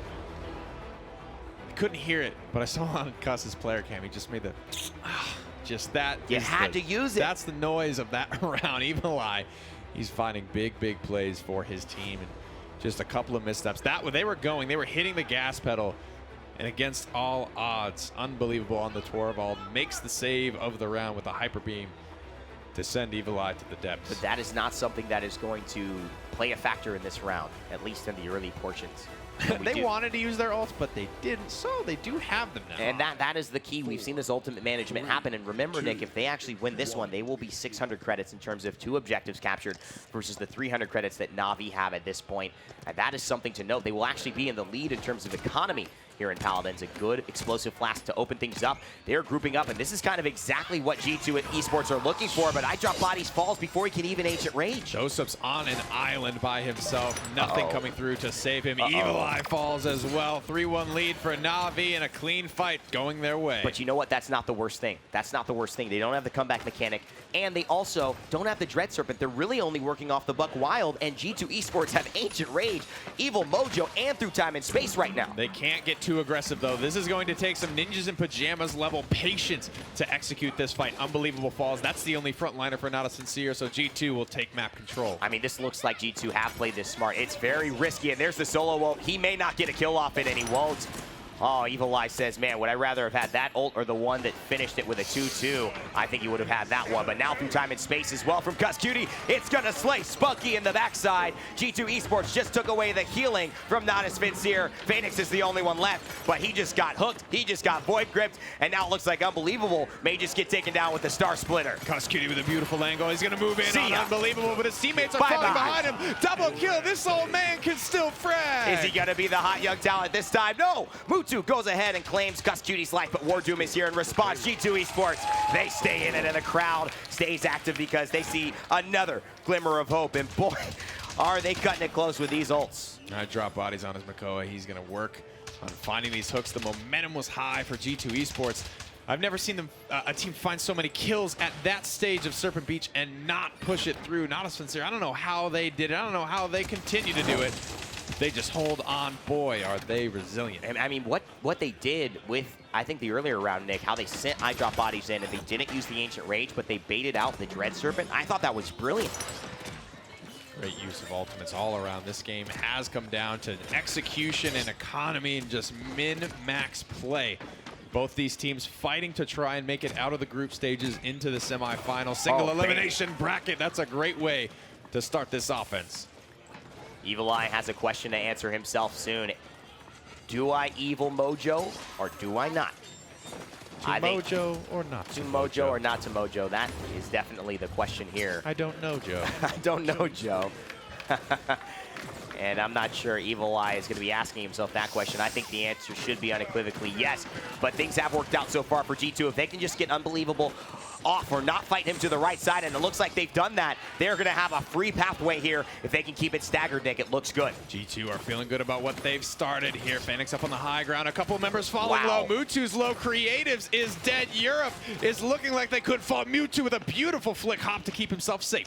Dosips needed to hit that, but he hasn't. Now Unbelievable may have an opportunity for the Hyper Beam. Dosips goes down. Mutu comes back to bite him, and that is not what you wanted. Unbelievable, though. Going down. Is it a solo kill? iDropBodies stepping it up. He's got Ancient Rage. What's he going to do? Is he going to make the call? He's got Ancient Rage to be able to solo this Moldava, but he's going to back off with the shell spin. Got the hook, but it's going to be Mutu who finds the full kill. That won't be it. Faenex comes back out to join his brothers. Tempest is popped. That. They're hitting the gas pedal. That is something. Natus Vincere, 4 of 5 ultimates available. One just used. 23 on the clock. G2, 4 ultimates in hand as well. Close to 5 and ready to fight. G2 are at 90%. If they could force at least 1 or 2 ultimates heading into this one, a Dread Serpent, a Hyper Beam, now that resiliences are built up, they're not going to have that type of impact. And of course, G2 Esports, if they can be patient, they may be able to go into the next round having pushed this with a chance to win and a better ult economy. 2 seconds left. Overtime about to kick in. WarDoom taking so much damage. Hyper Beam came through, but it didn't get anyone this time. That's 1. That's 2. Evan, will you see 3? 3. Could it be a push? It is. 3. G2, not if Navi, taking it to the last round. Fighting backs against the walls. North America's not ready to give up quite yet. That's a second ultimate burned out as well. This old man's got a few more tricks up his sleeve for the youngsters out here. kusqt slams a big one home onto the enemy support. 62%. He's capturing away. And then another big rotation here. Smart reload, tosses out the heel, and goes to work. Finishing off Unbelievable here was so important. And then this kill right before he gets around the corner. I mean, that would have changed everything. Creatives can live forever on 20 health because he can dash, prowl, dash again. Maeve is so slippery. kusqt, the man of the hour right now with some big plays and also finding that initial through time and space on the Spunky, the healer v healer. That really helped to set that one up for G2. Ultimates are ready and primed, and it seems like Faenex doesn't have that Tempest through time and space. He connects, gets the shield down from Torvald, but he's got plenty left. Not too much, but it will allow them to aggress. They've got 3 in the corner.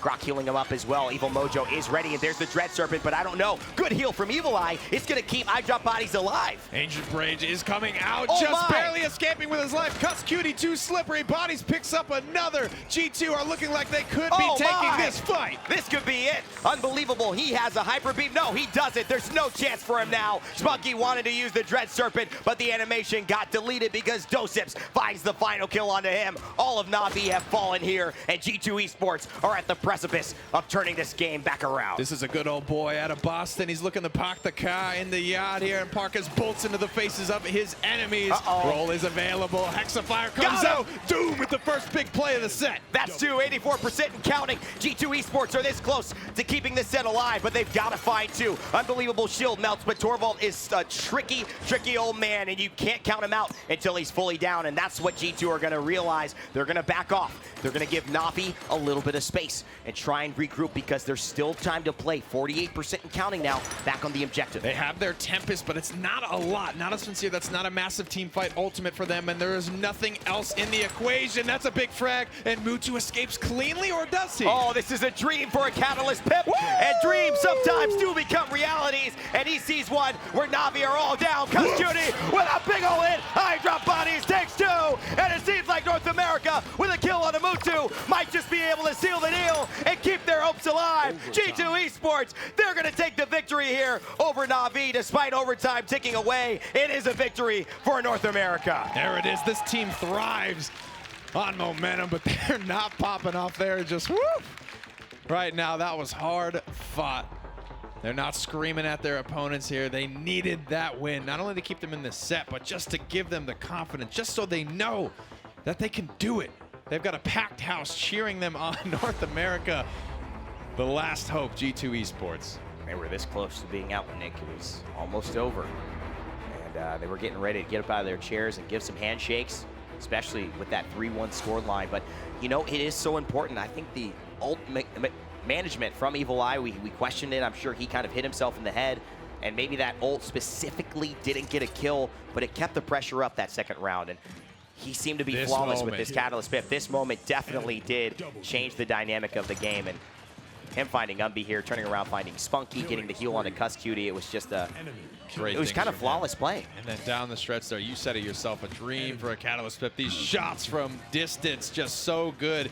He was definitely top killing blows in that game for me. He was so far out in front. The evil mojos were great. He had to deal with resilience later, but he kept it up. That was massive. And this was the round that just blew my mind in the fact that they didn't convert there. They were finding so many kills, and that payload was right there. Well, you know, their objective fight was so interesting. But the thing is, the way they were pushing, it was all G2. I mean, G2 had such a dominant push in that lineup with the Ruckus, with the Pip, Catalyst really showing up. And I love the way that they've switched from Mega Potion. You don't have to run it that way. That was kind of kusqt's staple. And now they're really adopting that, and Evulli taking that role away from Kus, and Kus having some big moments on the Genos as well. Let's see what the analyst desk has to say about that one. We're going to take a quick break with them before we head into game number 4. Thank you so much, and what a game as G2 Esports ride the momentum of the game and the crowd to a victory, but they do not have the lead. That will go to Na'Vi, who are currently up 2-1, and they have looked dominant throughout this game. I'm Golden Boy, host of the Alienware Analyst Desk, here for the Paladins World Championship. We have Bitey and Gore, and what a game. I mean, we thought we were going to see a 3-0 stop here, and boy, howdy. Are we surprised? No. Bitey kept faith. I kept faith. You see this bandana? You always got to believe. And I got to say, 4-3 comeback right there. When you're down with the 1-3 and you're spooked, you don't cap, you don't ult. I got to say, that was phenomenal play from G2. I mean, it was on point, head over tail, and you're just in awe. You know, the crowd's getting into it. Everybody can feel the energy, and they're just making those clutch plays, and you got to talk about Evulli.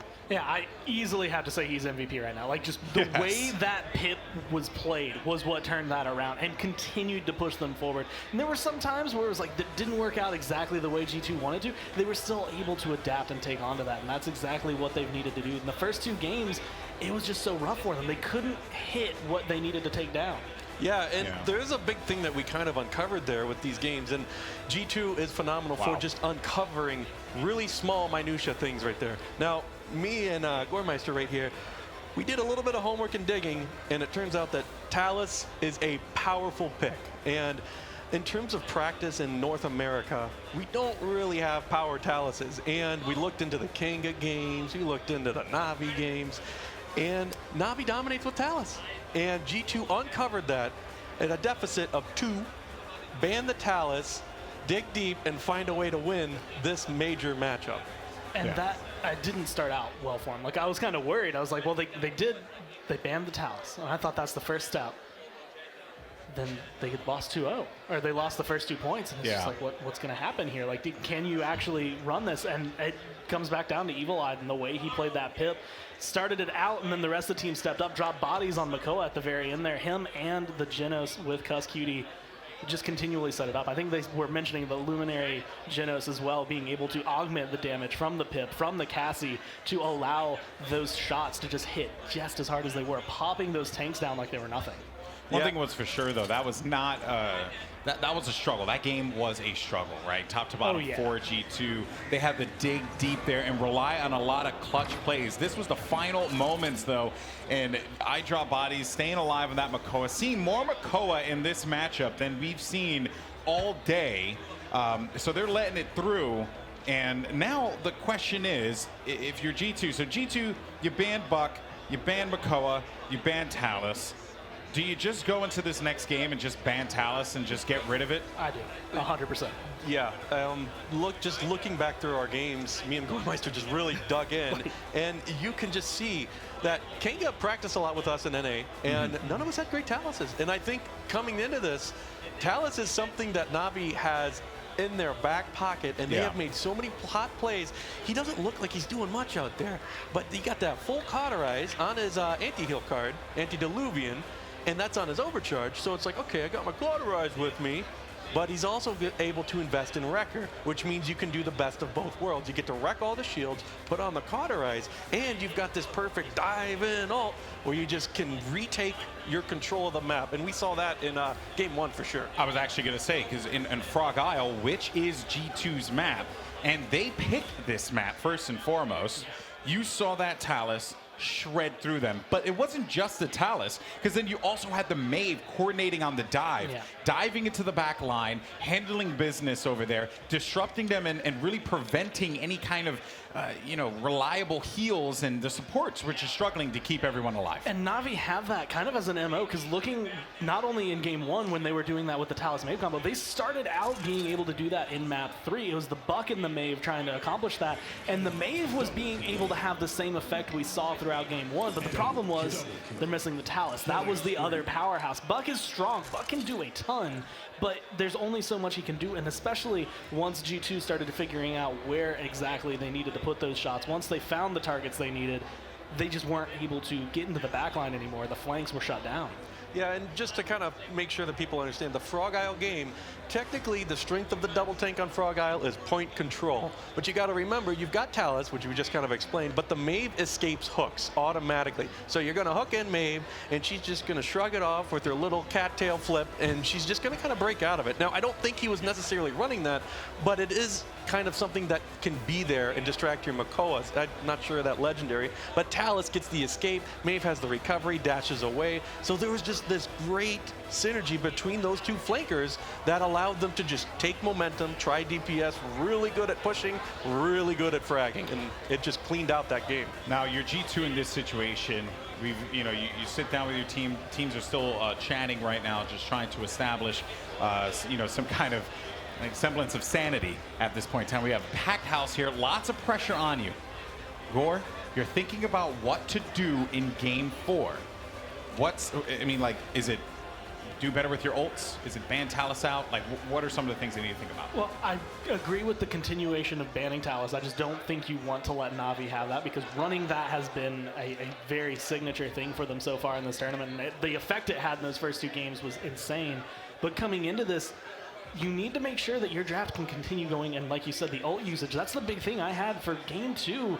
There were a lot of ults that I don't know why exactly G2 would expend them, and there was a point where creatives, as the Buck actually got into the backline, every member of G2 decides to look at him instead of focusing on the point, and it feels like they found themselves in game 3 to finally know where their focus was and turn that back onto, again, the right targets, the right acquisition. As long as you can keep your head level and you're not getting tilted by the guy who's killing you from behind, you can continue that kind of pressure. So, Bitey, now to you, I know that you have a particular NA bias here, but you're Navi in this situation. What are you thinking about doing into game 4? Because now you kind of figured out that Talus might be the pick. What do you do if you're Navi? Oh man, that's a hard one. Had to give it to the pro? Well, okay, so in Navi's case, you're technically up 1 still. So you've got time to theorize and crap, and it's like you can throw this away, not going to, but in case of something not working, you still have that next attempt. And this is where it comes into, what do you do besides Talus? Navi, I would pin on, has lots of contingency plans, and it's all going to be about how you force G2 into a position where they don't get the picks that they can do as much with. Like that Pip, they might be looking at taking it from him, or they might be looking into pulling out more interesting with a Maeve. I don't know, maybe you could run a Xin. We saw creatives on it yesterday, and he did amazing amounts of work. It really comes down to also potentially double tanking. They've been solo tanking Torb. It was working. They lost their Talus, lost a little bit of its flavor, so we might see an adaptation in that way, going into 2 tanks, 2 support, maybe some kind of flanker or DPS, or maybe even a tri-tank. Both of these teams are really deadly in their draft phase the longer the set goes on for whoever they're playing against, because they learn more. Both of these teams are very good at adapting to who they are playing. G2 able to kind of pick that up, and then following that, Na'Vi now on the line. Maybe they're going to be the ones who can kind of read this. This is what's going to be going forward. This is what can be taken down. All right, guys. Well, it's time to get into our next matchup. Are you guys excited for the next game, Game 4? Oh, man, we got to try it again. Can we get some more noise? Game 4 coming up next. We have G2. We got Na'Vi. Let's send it over to your excellent casters. Well, Excellent. It is exciting to be here in this atmosphere. We had to run and take a little bit of a break, as well as the players who kind of had a chance to talk things out. It's getting hot. The atmosphere is pretty palpable, and I think the sweat isn't just from the nerves up on stage. It's just a very tense environment. A lot of people, a lot on the line. A lot looking for the frags here, and up 2-1 Na'Vi looking really great in this set. This is a best of 5 for those of you that are just joining us. Both of these teams fighting desperately to just stamp their ticket out of the group phases right now. They don't want to take that trip down to the losers bracket. At this point, Na'Vi have won the first 2. G2 now have the chance to win the second 2. If they grab it on Stone Keep, this is a pretty interesting map. This could go very badly for teams. It's a 4-0 map potentially, meaning you could kind of snowball this. Some maps you go 1-1, 2-2, 3-3. This is a 4-0 map if you do it right, if you have the right composition. And it's really up to G2. I think if they can just get a good draft heading into this one and feel good, then they have a chance to beat Na'Vi. It's going to be critical. There's a lot of different things that work on this map. Fnatic like to run their coin 3 DPS here. We saw 2 different styles come out, both from Virtus.Pro and Ninjas in Pyjamas. So G2, if they'll have first pick, they'll be setting the pace, obviously coming through. Picks and bans, Na'Vi will have that choice. So it's the Bomb King ban. G2 now faced with banning Talus, Buck, Makoa, even Torvald, potentially, if it gets that way. Another option is to ban Genos, which would be interesting. I don't know if G2 decided that. The Talus worked last game. Why not work it again? Yeah, it's something that works well for Na'Vi and not something that works well for them. So it's just not in the cards. I don't even know who would run it at this point. I don't think I've ever seen G2 run Talus. North America as a whole, not massive fans of it, not messing with it too much. SK not here at the tournament. Maybe that's why they attempted a couple times. Nobody will play anything at this point. He told me he's not a dandy pick. That's a coach pick. That's a coach pick. And what a line. Na'Vi grabbing Makoa. The deep claims you. And this is a very important thing because G2 now have Buck, Torvald, if they want it. But they also have Buck, Genos. And that's what Na'Vi have kind of threatened with this Makoa pick. First off, they're going to either leave Torvald for Na'Vi and get the Genos, and I think that's what they're going to do and say that Torvald may not synergize that well with you. You don't have Talus to play him with. I mean, the only other thing we could see kind of is that Maeve that Creatives is so good with coming into play here. And it's definitely viable. That is a combination. Not to be slept on, Na'Vi with the chance to score it now.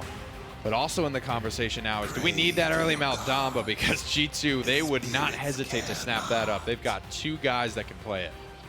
And now Na'Vi are in a interesting situation. You know, they're kind of talking about it. Spunky saying it's time to go. Torvald gets selected, and now Na'Vi taking away what they feel would be crucial if G2 were able to pick up. The Ruckus is open as a frontline flex. That's going to be taken away from somebody on Na'Vi, but not really looking for any more frontliners, are they? And the Inara, first time this set, something WarDoom is very comfortable with. And this is a pretty decent frontline matchup, just toe-to-toe.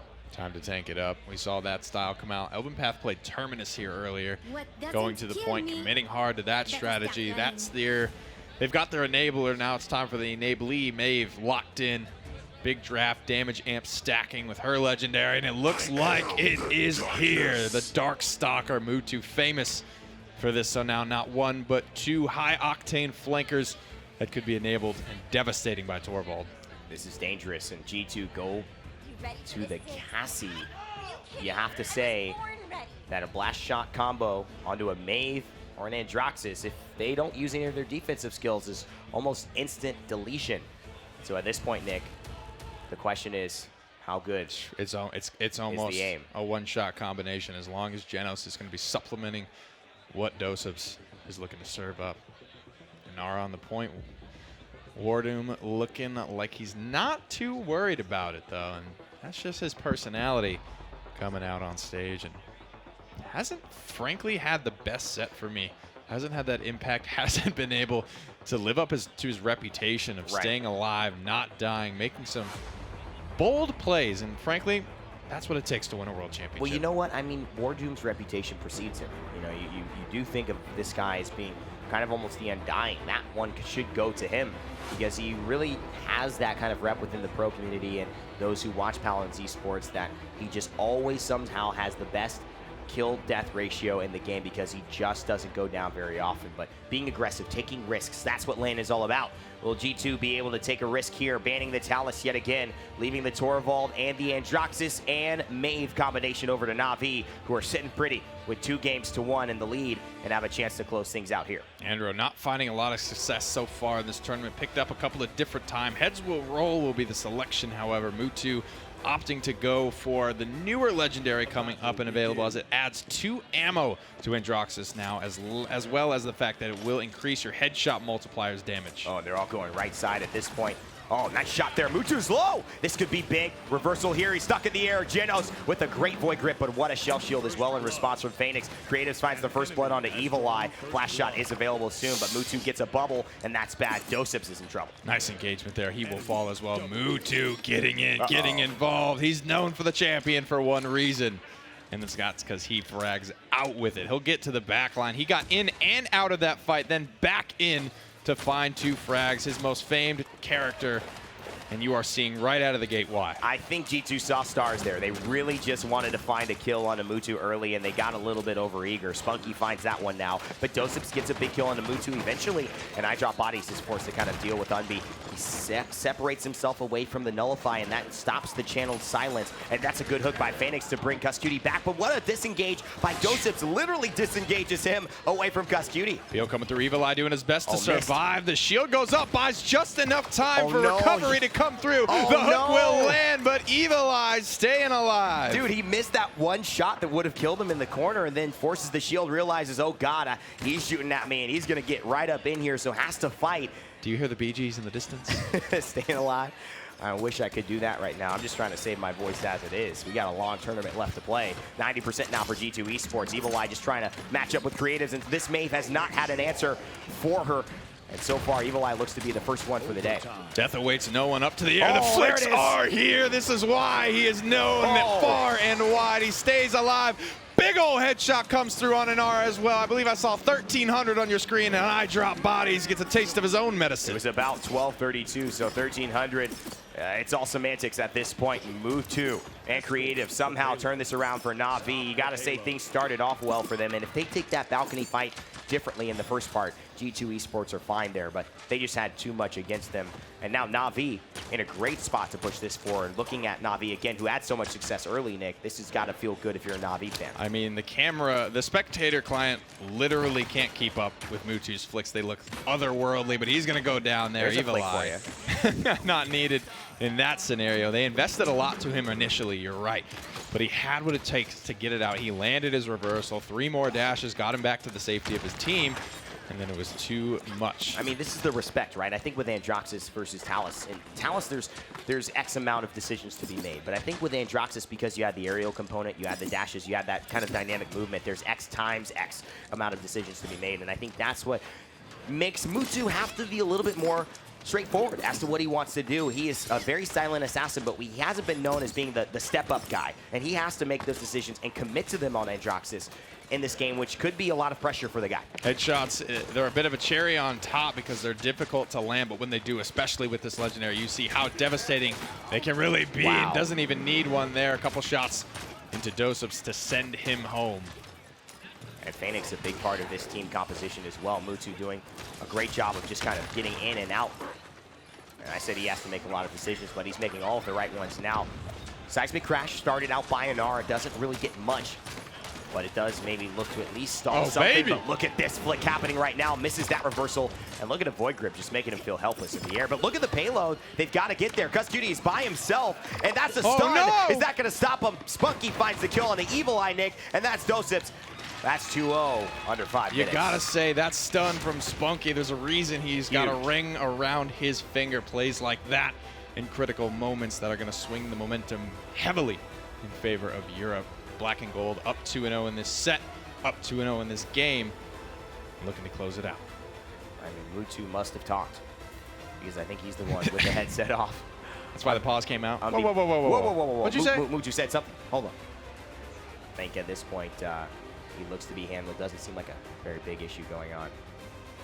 If you've ever seen the movie Terminator, that's how I would kind of describe Mutu to you. Arnold Schwarzenegger's camera. Spunky. He's taking the hat off. It's getting real. I mean, it's getting hot. That's basically what it tells me. That beard as well added an extra 5 degrees at least. It's glistening. It's 5 degrees at least, and that's just holding in the heat. That's like a wool blanket on the face. That's like a bottom beanie. It's a chin beanie. It's not what you need out Chin. here. G2 rocking their hats. But where are the scarves? Maybe that's what G2. Yeah, I mean, kusqt, does he have a scarf? Do we have a close-up of him? I mean, at this point, he doesn't. I think you got to take that off. Yeah, he's sweating enough. He's got the little curly cue coming in that happens when you've got that one strand of hair that's a little longer and it starts to get sweaty. The Clark Kent. Yep, the Clark Kent on the forehead. Well, he is going to have to be Superman soon. And he was last game, but will they get it yet again? Patience, fatigue, all of those things play a factor here at LAN with these long days. Looking pretty fresh. None of these teams playing at any point today. In the spawn they go. Looking at some of these items.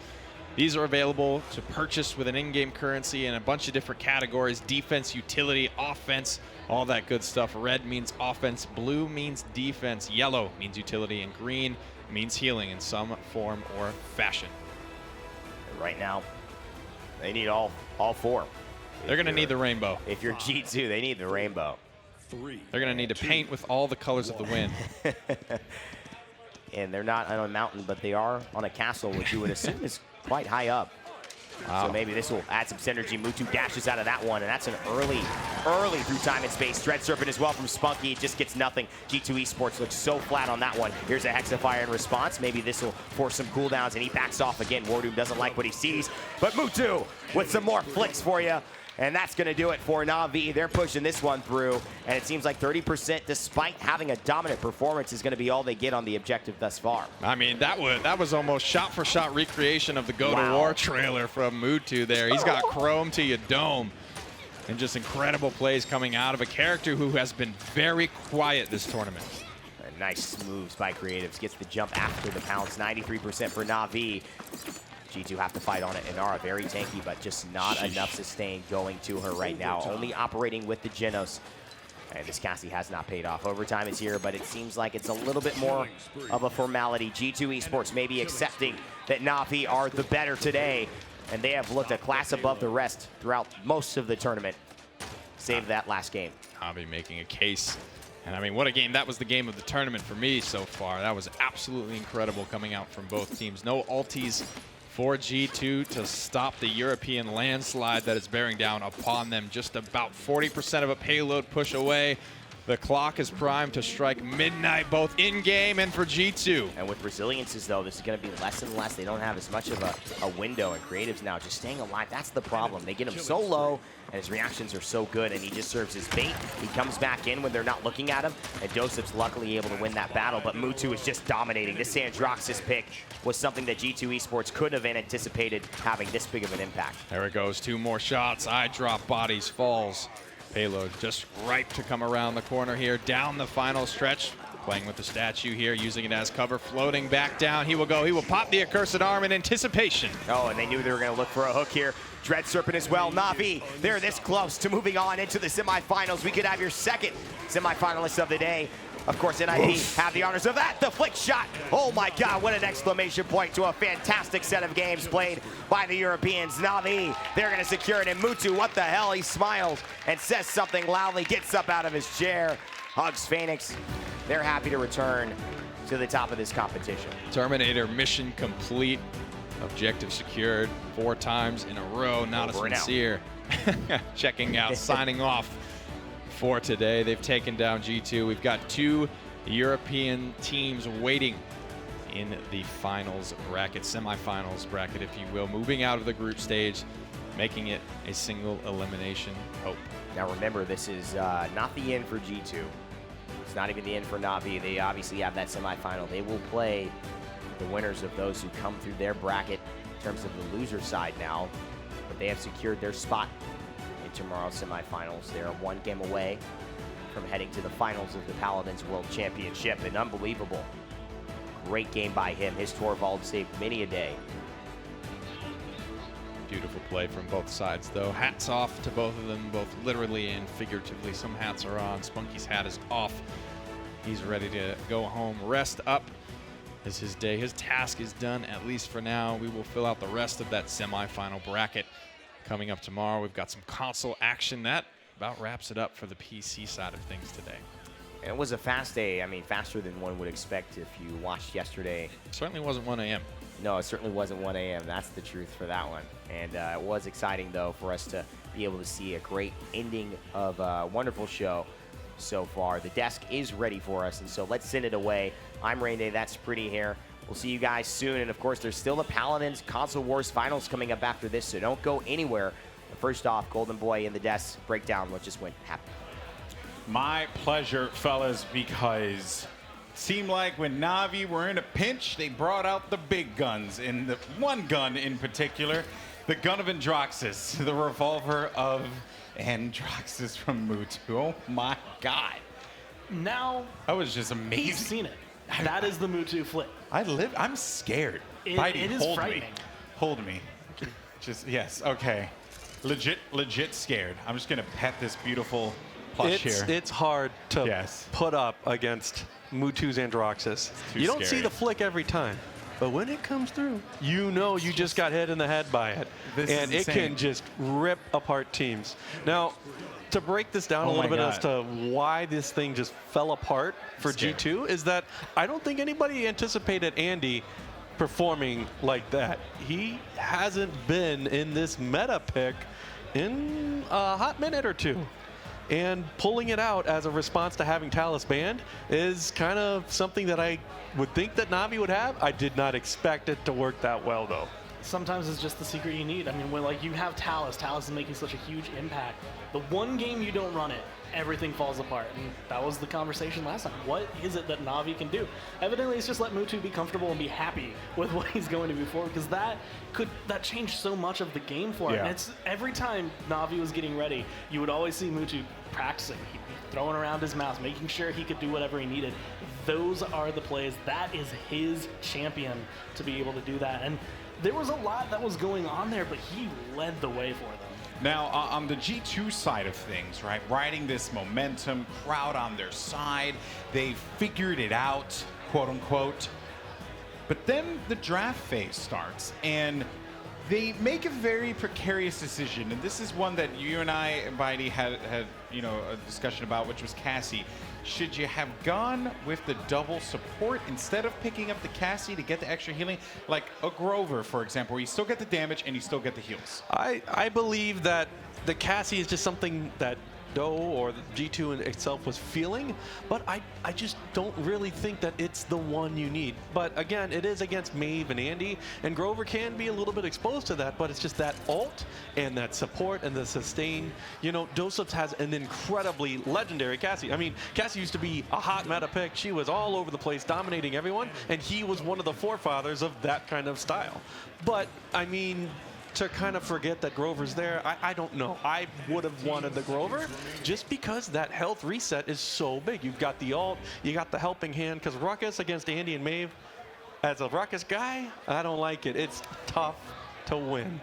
Yeah, or you could have, I mean, looking at this here, you could have potentially gone with Pip, perhaps. Yeah, Pip wasn't banned, and Pip wasn't chosen. Nah, then again, that wouldn't have made much sense because of the way the map's laid out. So, no, I definitely feel like that Grover would have helped out better in that long range. It's just like, it's crazy to see, like, that was what they needed to do.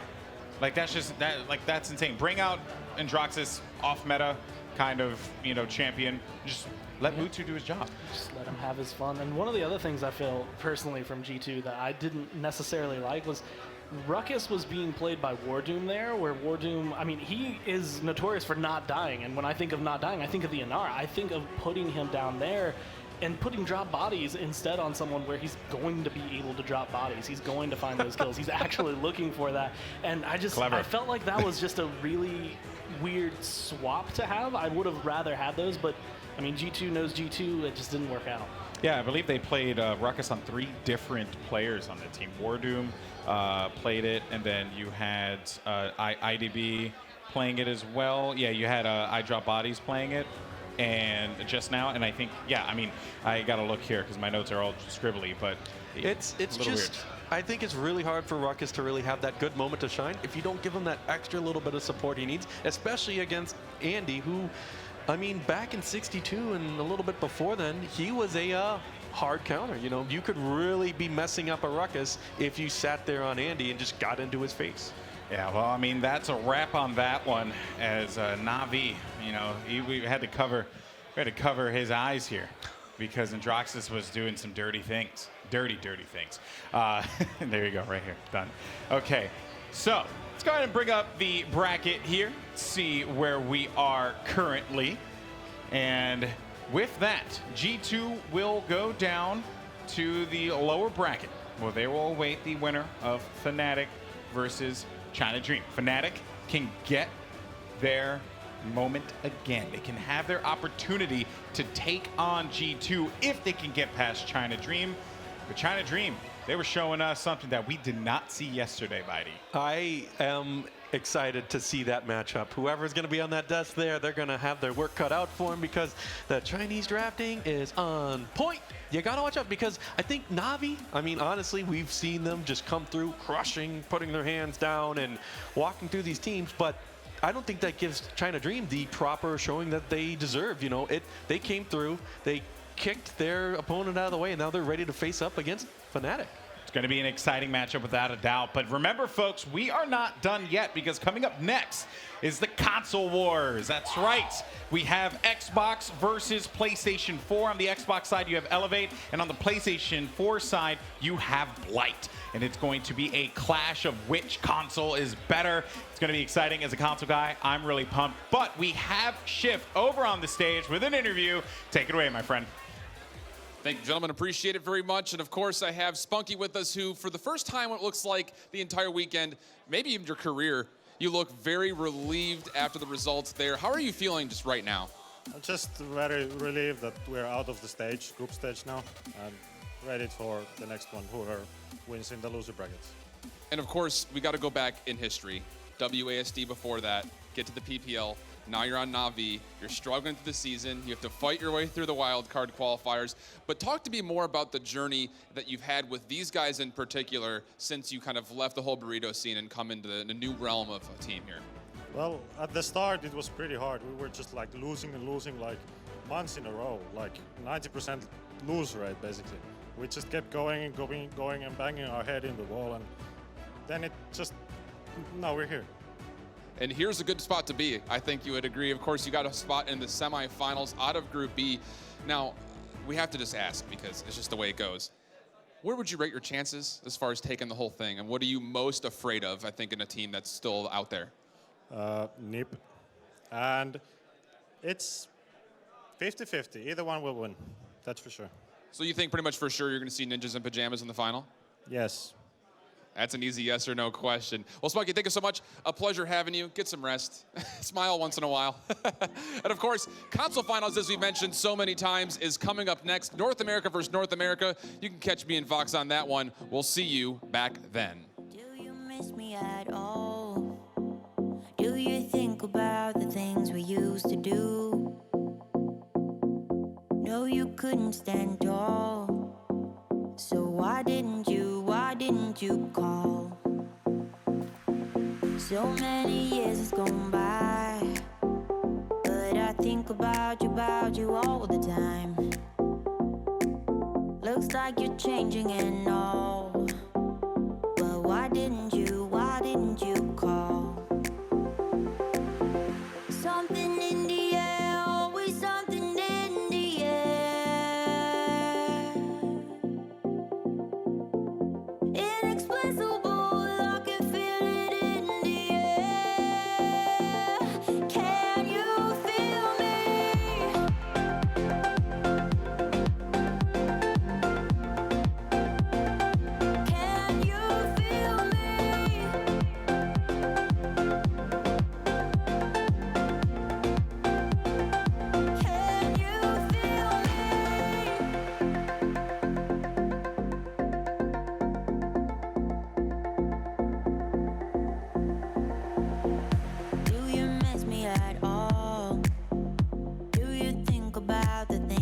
used to do. No, you couldn't stand tall.